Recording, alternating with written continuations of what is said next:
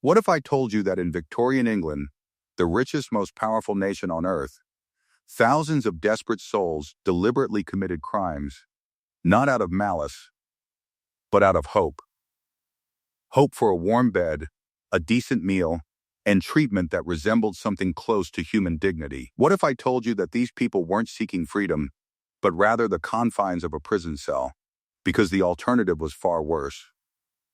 We like to imagine the Victorian workhouse as harsh charity, grim, yes, but still mercy for the destitute. But what if that image is almost entirely wrong? What if, behind those high walls and iron gates, the workhouse was not a place of refuge, but a machine carefully designed to break you, remake you, and remind you that poverty itself was a moral crime? Tonight, we step into a world where charity was weaponized, where helping the poor meant hurting them first, and where the phrase indoor relief became synonymous with institutionalized torture. A world so cruel that even the cold stone walls of a prison seemed like sanctuary in comparison. By the end of this journey, you may find yourself asking a disturbing question. If you were poor in Victorian Britain, where would you rather go? The workhouse or the prison? Chapter 1. The House That Fear Built. The story begins with a law that would reshape the moral landscape of England forever. Before 1834, England's poor were supported by their local parishes through the Old Poor Law. It was flawed, expensive, but fundamentally human. A widow might receive a few shillings to keep her children fed. An unemployed laborer might get bread until work returned. The help came without walls, without uniforms, without shame. But the rising industrial class saw this system as dangerous. They believed, with the fervor of religious conviction, that helping the poor made them lazy. If you fed a man for free, they argued, he would never work again. So in 1834, they passed the New Poor Law, introducing a principle with a harmless-sounding name and a terrifying reality: less eligibility. Less eligibility was bureaucratic language for psychological warfare. It meant that conditions inside the workhouse must be permanently, legally, and intentionally worse than the life of the lowest-paid independent laborer outside. If a farm worker was hungry, the pauper must be starving. If the worker was cold, the pauper must be freezing. If the worker was bored, the pauper must be broken by monotony. The buildings themselves were weapons in this war against poverty. Designed by architects who understood the psychology of intimidation, they loomed over their neighborhoods like secular cathedrals of suffering. High brick walls to prevent escape, small barred windows placed 6 feet high to minimize light and hope, to stop you from looking out at the world you had lost. Separate entrances for different classes of pauper, because even in destitution, the Victorians maintained their obsession with hierarchy. The poor had their own name for these places. They whispered it in fear on the streets of industrial towns. They called them pauper bastilles, comparing them to the infamous French prison that had symbolized tyranny and oppression. Imagine standing before those gates. You've lost your job when the factory closed. Your landlord has evicted you. Your children haven't eaten in 2 days. The cold stone floors echo with the distant sound of shuffling feet and muffled sobs. The air carries the smell of carbolic acid, unwashed bodies, and the distinct stale odor of institutionalized misery. Behind you lies the street, cold, dangerous, but free. Before you rises this monument to organized cruelty, promising food and shelter at a price you can barely comprehend. The Victorians didn't call these places prisons. That would have been too honest. But the moment you crossed that threshold, you discovered the truth the architects tried to hide. You had just entered an institution where poverty was treated as a crime, where needing help was evidence of moral failure, and where the punishment was designed to last not months or years, but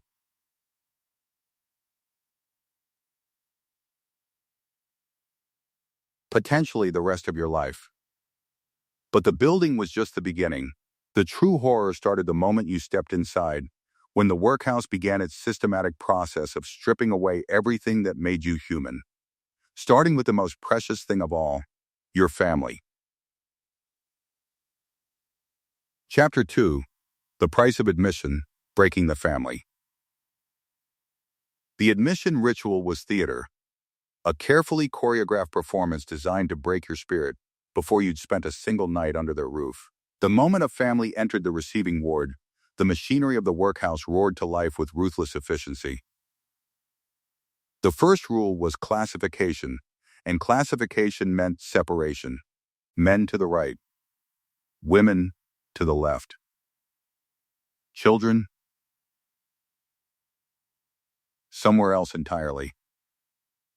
Close your eyes and imagine the grip of your child's hand in yours. You've brought them here to save them from starvation. But the price of that salvation is separation. A stern-faced matron rips your crying daughter from your wife's arms. Your wife is dragged to the female ward, your son to the boys' dormitory, and you are shoved toward the men's yard. A husband might not see his wife for months, even though she sleeps just across the courtyard. A mother might glimpse her children for one supervised hour on Sundays, forbidden from embracing them, forbidden from whispering comfort. Why this deliberate cruelty? Because Victorian moralists believed that the bad habits of parents, their poverty, would infect their children like a disease. To save the child, they had to destroy the family.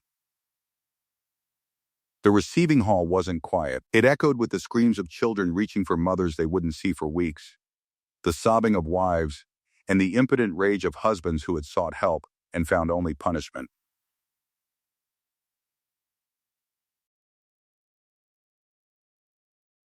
After separation came the stripping, not just of clothes, but of identity itself. You were ordered to remove everything you wore, everything you owned, your clothes, the patches you'd sewn, the smell of your old home, the last physical connection to your former life, were taken away to be fumigated, stored, or burned.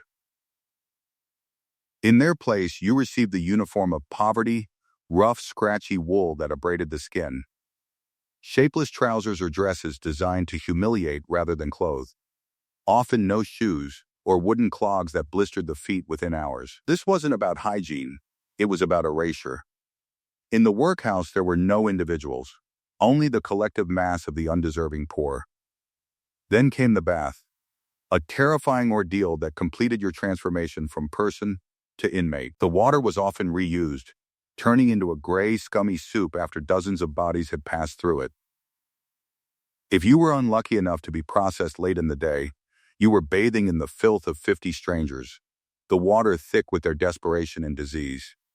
The walls smelled of damp lime and cheap soap, and you stood naked, vulnerable in front of strangers who saw you not as a human being, but as a problem to be processed. Cleaned, clothed, and classified, you were marched to your dormitory. The walls were whitewashed to a blinding brightness, not for cleanliness, but to prevent the hiding of contraband or secrets. The beds were narrow iron frames with straw mattresses, so thin you could feel every metal spring. The air was thick with the smell of human bodies and lye. You lay down that first night listening to coughs, the stifled sobs of people trying not to cry, the occasional murmur of prayer. Somewhere a child whimpered in its sleep and was quickly hushed. You were now an inmate. But if you thought the humiliation ended with the uniform, you were tragically mistaken.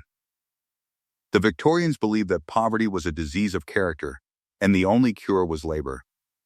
Not productive labor that might teach skills or provide hope for the future, but labor specifically designed to break the human spirit. And this brings us to the people who made this system work, the human machinery that operated this institution of organized cruelty. Chapter 3. Masters, Matrons, and the Hierarchy of Control. Behind every system of oppression stand human beings who operate its machinery. The Victorian workhouse required a staff willing to enforce its brutal regime, and the people who filled these roles reveal how ordinary individuals can become instruments of cruelty when given absolute power over the powerless. At the apex of this hierarchy stood the workhouse master, usually a man who had failed at other endeavors and found in the workhouse a kingdom where his word was law. He controlled the food, the work assignments, the punishments. His success was measured not by the welfare of those in his care, but by how cheaply he could run the institution and how effectively he could deter others from seeking relief. His salary was often tied to how much money he could save the parish. Every penny he didn't spend on food or coal was a mark of his efficiency. This created a perverse incentive to starve the inmates.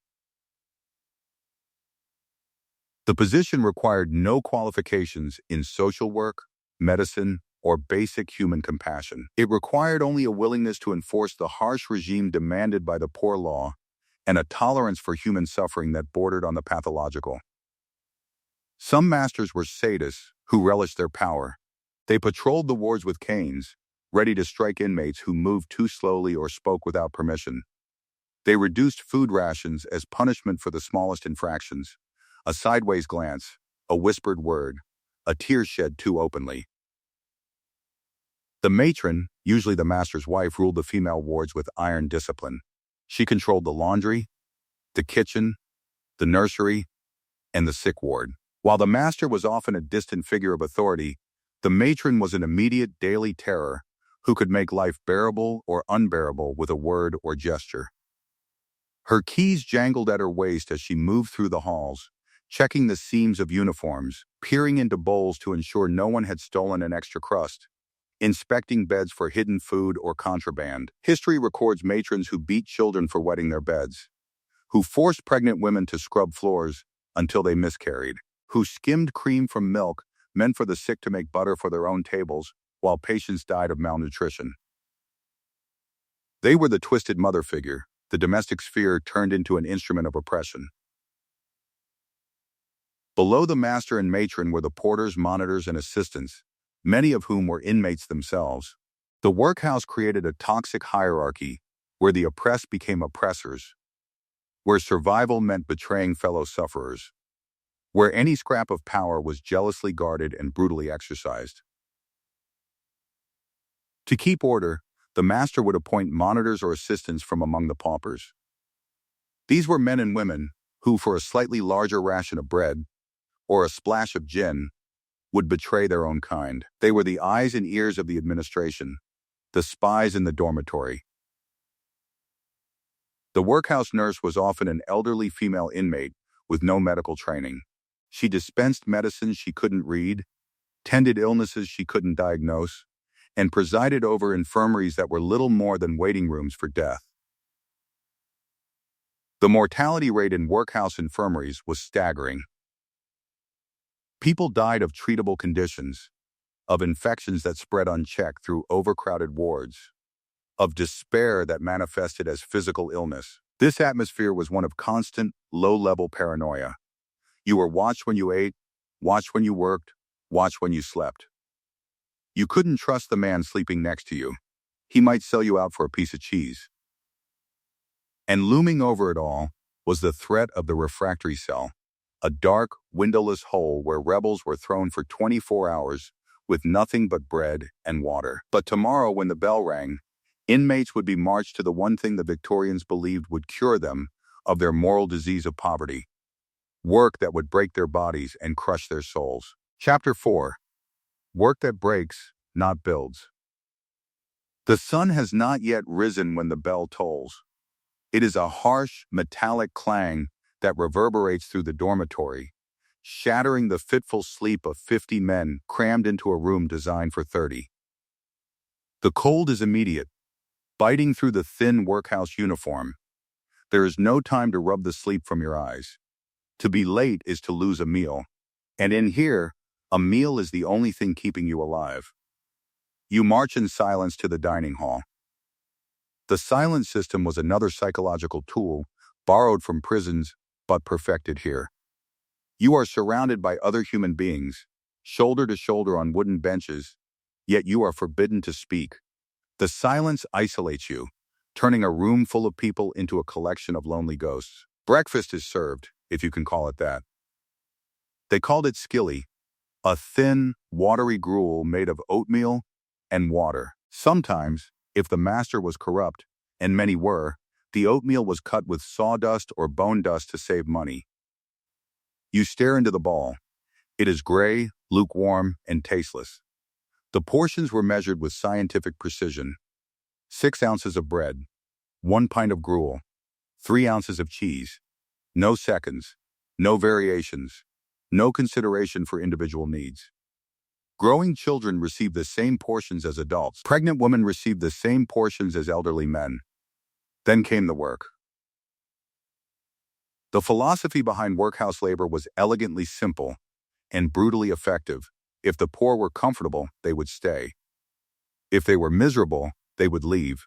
But there was a deeper purpose to the work. It had to be not just unpleasant, but soul-destroying. The Victorians were obsessed with the idea that the poor must earn their keep, but they were terrified that workhouse products might compete with private businesses. So, they invented tasks that were intentionally pointless and excruciatingly difficult. For the men, there was stone breaking, endless hours smashing rocks into gravel for road mending. You sat in a damp courtyard, the wind whipping around your ankles. In front of you was a pile of limestone rocks. Your tool was a small hammer. Your task was to break these rocks into pieces small enough to pass through a metal grill. Hour after hour. Crack, crack, crack.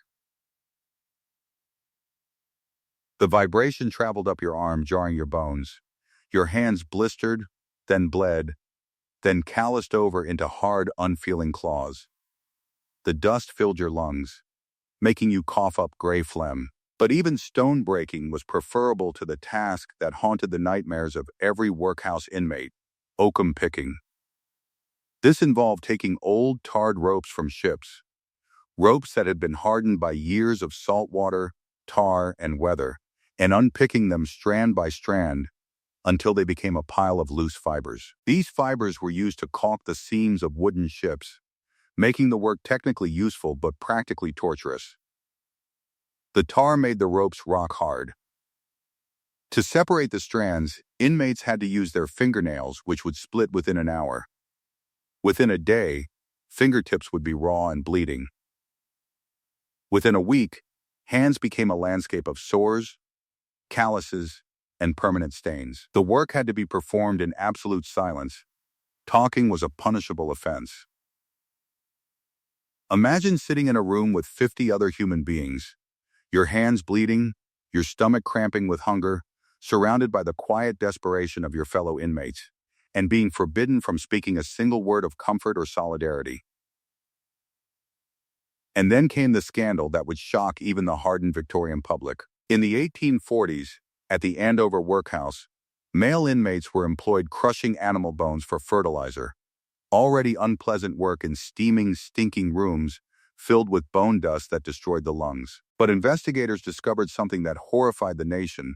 The inmates were so desperately hungry that they were fighting over the rotting bones, gnawing on gristle and sucking marrow from bones meant for the fields. Think about that image for a moment. These were British citizens in the richest country on earth, reduced to the behavior of starving animals because the institution meant to help them had deliberately starved them into desperation. When the Andover scandal broke, investigators made a discovery that would expose the fundamental failure of the workhouse system. They found that inmates were deliberately committing crimes, smashing windows, stealing bread, assaulting officers, not out of criminal intent, but out of a calculated desire to be sent to prison. Why would anyone prefer a prison cell to charitable relief? The answer reveals the most disturbing paradox of the Victorian age.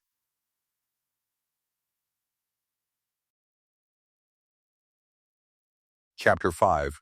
When Prison Looks Like Mercy. This is the moment when the Victorian system revealed its fundamental contradiction, when the machinery of justice collided with the machinery of charity and exposed which was truly more humane. In the mid-19th century, magistrates across England began noticing a disturbing pattern. When they sentenced a pauper to jail for petty crimes, breaking a window, stealing a loaf of bread, tearing their workhouse uniform, the defendant didn't cry or plead for mercy. They smiled. Court records from the 1860s are filled with exchanges that reveal this paradox. Why did you steal this bread when you knew you would be caught? Because I'd rather be in prison than the workhouse, Your Honor. You prefer punishment to honest relief? There's nothing honest about the workhouse, sir. In prison, at least I'll eat. The less eligibility principle meant the workhouse had to be worse than everything else, but prison reformers had been working for decades to make jails more humane. This created a bureaucratic nightmare. Prisons were improving while workhouses were required by law to remain deliberately terrible. Let's examine the comparison that desperate people made in their heads. In prison, a convict received daily rations of bread, meat, cheese, and potatoes. The calorie count was monitored by government inspectors to ensure prisoners remained fit for labor. They had cells to themselves, privacy, a luxury unknown in the crowded workhouse wards. They knew exactly when their sentence would end. Under the new separate system, you often had your own cell. It was small, yes, but it was clean. It was private. You had a bucket that was emptied. You had peace. In the workhouse, inmates received watery gruel and dry bread. They slept in dormitories where disease spread like wildfire.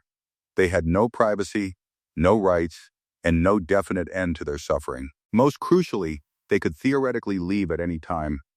But where would they go with no money, no job, and the stigma of the workhouse following them?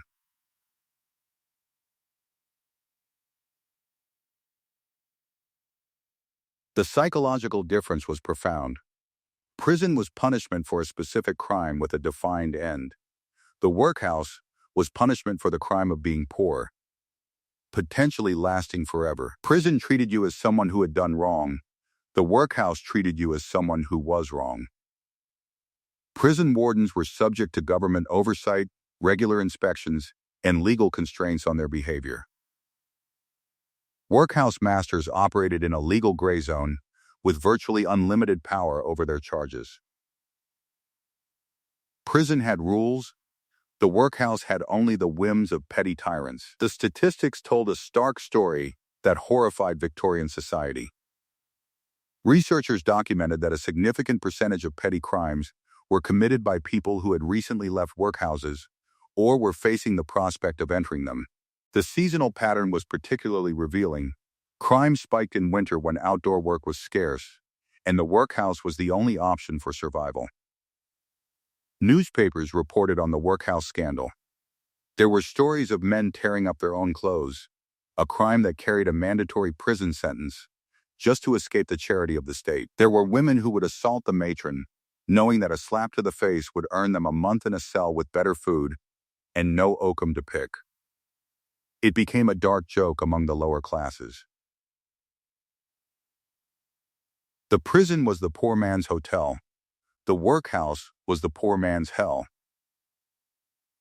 This resistance had a moral dimension that the architects of the new poor law never anticipated. They assumed poverty was a moral failing and that the poor would naturally seek the easiest path. Instead, the poor demonstrated that they valued family unity, personal dignity, and human autonomy more than mere survival. Families would literally starve rather than enter the workhouse gates. People would sleep rough in winter, risking death from exposure, rather than submit to the workhouse regime. But this choice, prison over charity, wasn't just about food. It was about dignity. In prison, you were punished for what you did. You paid your debt to society, and you left. In the workhouse, you were punished for what you were. Poverty was the crime, and your existence was the offense. And this brings us to the deepest question of all. What does this system tell us about the society that created it? Chapter 6. The Dark Side of Wealth, the True Cost of Victorian Progress. To understand the full horror of the workhouse system, we must step back and see it in the context of Victorian England's broader contradictions. This was an era of unprecedented wealth and imperial power. Britain controlled territories across the globe. British factories supplied the world. British engineers built railways and steamships that transformed global commerce. And yet, in the midst of this prosperity, the workhouse stood as a monument to a society's deliberate choice to torture its own people. This wasn't an accident of economics. Victorian England was wealthy enough to provide decent relief to the poor. Other European nations with fewer resources managed more humane systems. The cruelty was ideological, rooted in beliefs about poverty, morality, and social control that served the interests of the wealthy. The workhouse existed to create and maintain a desperate, compliant workforce. The system needed the threat of destitution to keep wages low and workers obedient. The system didn't fail. It worked exactly as designed, creating the conditions necessary for industrial capitalism to flourish while concentrating wealth in fewer and fewer hands. The children raised in workhouses became the next generation of cheap labor. The families destroyed by workhouse policies lost their ability to resist exploitation through mutual support. The individuals broken by the regime learned the lessons of submission that made them ideal workers for factories and mines. For those who survived, the psychological damage was profound and lasting. People who spent time in workhouses carried trauma that we would now recognize as PTSD, nightmares, anxiety, an inability to trust or form healthy relationships. They bore physical scars too: damaged hands from oakum picking, respiratory diseases from bone crushing, malnutrition that left them vulnerable to every illness. Even in death, the workhouse had one final indignity to inflict. When inmates died, there was no hearse with black plumes, no mourners, no dignity. Bodies were placed in cheap coffins, sometimes reusable slip coffins with hinged bottoms that dropped the corpse into unmarked graves so the wood could be retrieved. The Anatomy Act of 1832, passed just before the New Poor Law, allowed doctors to claim unclaimed pauper bodies for dissection. Before this act, only executed murderers were dissected. Now the poor were placed in the same category as the worst criminals. This was the terror that haunted the dreams of the elderly inmates. They didn't fear death. They feared the surgeon's knife, the medical student's laughter, the denial of Christian burial. The workhouse sought to own them not just in life, but in death. The workhouse system wasn't fully abolished until 1948, when the creation of the modern welfare state finally ended the poor law that had governed relief for over a century. Many of the buildings still stand, converted to hospitals, apartments, or offices. But the attitudes that created them persist. The belief that poverty is a personal failure, that helping the poor enables dependency, that the deserving and undeserving poor can be neatly separated, these ideas continue to shape policy and public opinion. When people choose the streets over shelters because the conditions are too degrading, when help comes with requirements that strip away dignity, are we so different from the Victorians? The Victorian workhouse stands as a warning from history that prosperity and progress mean nothing if they're built on the suffering of the vulnerable, that institutions created to help can become instruments of oppression, and that a society's true character is revealed not by how it treats its most successful members, but by how it treats its poorest. The people who preferred prison to the workhouse were telling us something profound: that human dignity is not negotiable, that family and community matter more than institutional efficiency, and that a system that fails to recognize these basic truths is fundamentally broken, no matter how rational its architects believe it to be. So I leave you with this question. When we look at how our society treats its most vulnerable members today, what would they choose if given the same terrible choice that faced the Victorian poor? Prison, or our version of charitable relief? And more importantly, what does our answer tell us about ourselves? If this journey through the shadows of Victorian England has challenged your assumptions about charity, poverty, and human dignity, I invite you to share your thoughts. What would you have chosen? How do you see the echoes of the workhouse in our modern systems? Because the ghosts of the workhouse still walk among us, in every policy that punishes poverty, in every system that demands degradation as the price of help, in every moment when we choose efficiency over empathy. The choice between the workhouse and the prison was never really about buildings or institutions. It was about what kind of society we choose to be.